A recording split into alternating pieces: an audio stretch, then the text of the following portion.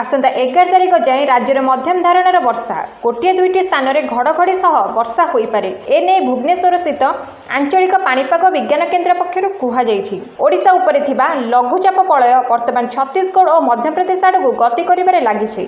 फल महानदी उपरमुंडे प्रबल वर्षा लगी रही किंतु आसंता 11 तारिख पर पागरे सामान्य परिवर्तन हेबार संभावना रही। आसंता 24 घंटा मध्य ओडिशा उपकूल समुद्र अशांत रहिबो, तेणु मत्स्यजीवी मानक समुद्र भितर को प्रवेश करने को बारण कर। ब्यूरो रिपोर्ट आज टीवी ओडिया।